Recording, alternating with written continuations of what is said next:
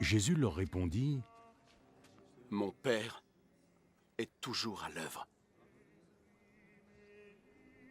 Et moi aussi je suis à l'œuvre. » Ces paroles rendirent les autorités juives encore plus déterminées à l'éliminer.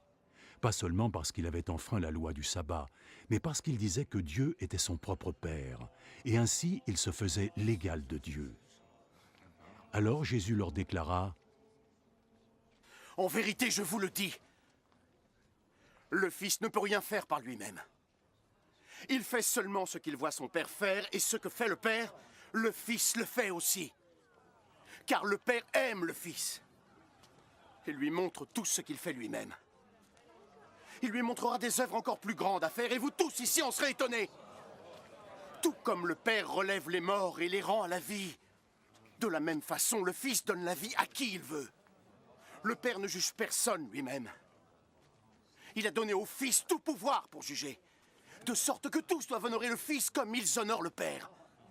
Quiconque n'honore pas le Fils n'honore pas le Père qui l'a envoyé. En vérité, je vous le dis, ceux qui entendent mes paroles et croient en celui qui m'a envoyé auront la vie éternelle. Ils échappent au jugement, mais sont déjà passés de la mort à la vie. En vérité, je vous le dis, le temps va venir. Le temps est déjà venu où les morts vont entendre la voix du Fils de Dieu. Et ceux qui l'auront entendu vivront.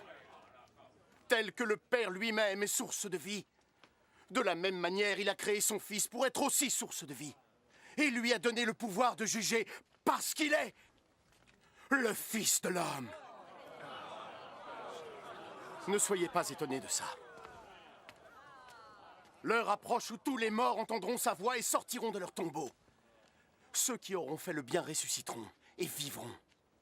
Et ceux qui ont fait le mal ressusciteront et seront condamnés.